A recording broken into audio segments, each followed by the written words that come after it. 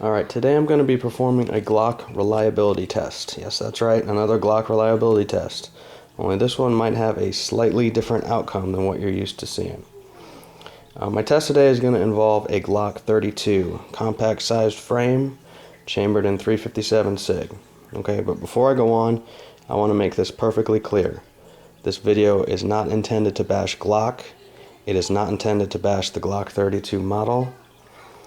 I actually own several other models from Glock, including a 1923. It is by far my favorite brand of firearm. Okay, I'll probably even go as far as to say that this particular gun, the Glock 32, when it does work, is my personal favorite that I own. All right. My intent in making this video is to simply show and document that there is some sort of underlying issue with these recent production Glock 32s. Okay, I know I'm not the only one who is experiencing these failure to feed issues. In the Glock Talk forums, there are several other members who have gotten so frustrated as to sell their guns, lose all faith in the brand, and that's basically what I'm trying to show today, is that there is a quality control issue. We're just going to try to figure out what it is. Okay, this particular model, it's a NXD serial number prefix. Okay, it was test fired on 30 September 2009 by Glock. I purchased it new in early November. Since then, fired approximately 1,200 rounds, basically trying from the very beginning to diagnose what the source of these feeding issues are. Okay, I've shot all sorts of different brands of ammunition. Tried all three of the different magazines that came with it, and piece by piece just been trying to narrow it down. All right. At this point in time, my personal belief is that the magazines are actually what are at fault. All right. I don't know at what point in time Glock decided to redesign their magazines and their followers, but I'm guessing it was sometime within the last 6 months, as it seems that's about the time frame that everybody's been having these identical issues to what I've been having. Okay, this was a blue label edition, so it came stock with 3 13-round magazines. Okay, and that's what you can see here.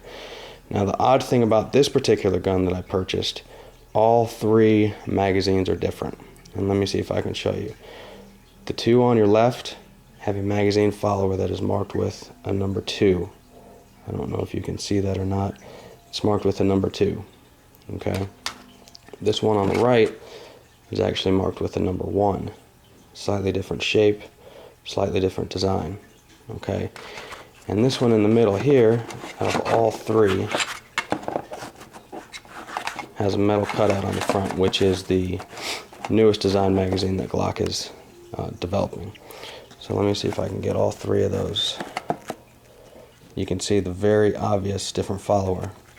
Number 1, number 2, and number 2. Oddly enough, the number 2 is the most recent design. Okay, these are the 2 magazines that I have had failures with.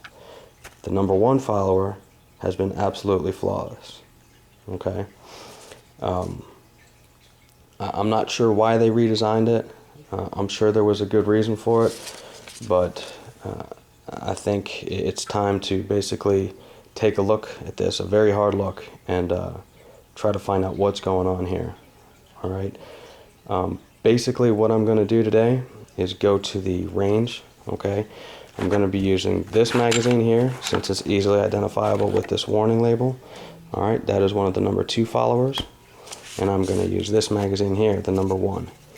And what I'm going to do is load both of these magazines up to full capacity, 13 rounds, using the same ammunition. I'm going to use the same gun, obviously. I'm going to be the shooter for both magazines. That should provide enough constants with only one variable being the magazine. And hopefully we should be able to demonstrate that this number 1 follower works absolutely flawlessly. This number 2 follower, well, anything but. But that's neither here nor there right now. We're going to go to the range, we're going to shoot a little bit, and we're going to see what we come up with. Alright, we're at the range getting set up to conduct a reliability feeding test of a Glock 32. I have two factory Glock 32 magazines, 13 rounds. First one is going to be marked with a follower number 1. The second one is going to be marked with a follower number 2. We're using the same X brand ammunition in both magazines. We're just going to fire straight through at the target at 7 yards and see what we get. Follower number 1.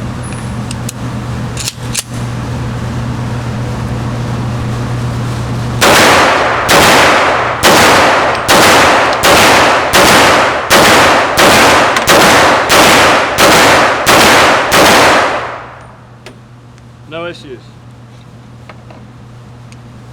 Follower number 2.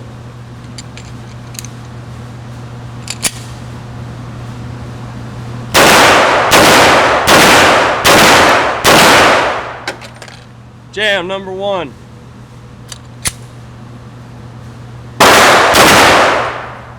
Jam number 2.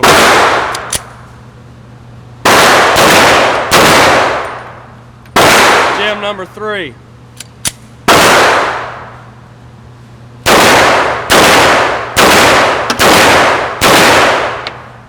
Empty magazine.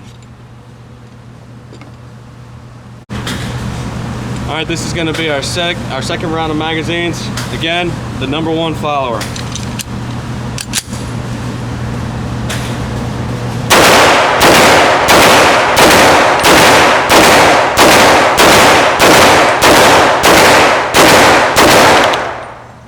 No issues. Number 2 follower.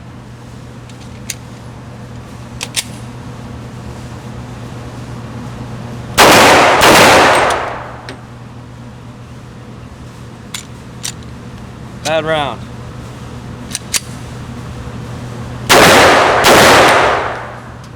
Jam.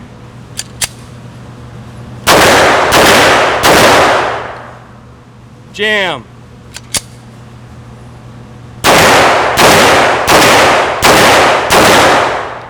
Empty magazine. Okay, so there you have it. We just got back from the range, just finished shooting. I actually went through a full 100 rounds using those 2 magazines today. What you saw is what I had during the entire range session. Okay, I didn't feel like sitting there and adding insult to injury and going through 4, 5 magazines showing failure after failure. Okay, I think everybody pretty much gets the idea. All right, again, I used the same ammunition, I was the shooter, and I used the same handgun in all those testing. Okay, that should be sufficient to rule out shooter error, ammunition being the culprit, or the individual gun having some sort of underlying issue with it. Okay, I think it's pretty clear at this point. And like I said, I've fired over 1,200 rounds now. That would be 1,300 rounds today, trying to figure out what this issue is. Hopefully today's testing can show it. If not, I don't know what will. Alright, but hopefully this gives a little bit of peace of mind to those other Glock 32 owners who are having the same problems. Hopefully it is not an issue with the gun. Hopefully it's something simple like the magazines. And again, I don't know when Glock decided to go ahead and redesign those. I don't know if they changed anything else with the magazine at the same time as far as the spring or any of the other internal parts go. But there is definitely an issue that needs to be looked at and figured out. Okay. Again, my intention is not to bash on Glock. I stick by their brand.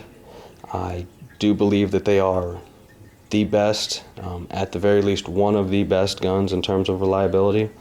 Okay, so this does not change my opinion of them. Every manufacturer, every mechanical device is going to have issues at some point in time. It's just a matter of identifying them, working through them, and getting the problem fixed. Like I said, hopefully this helps in the process.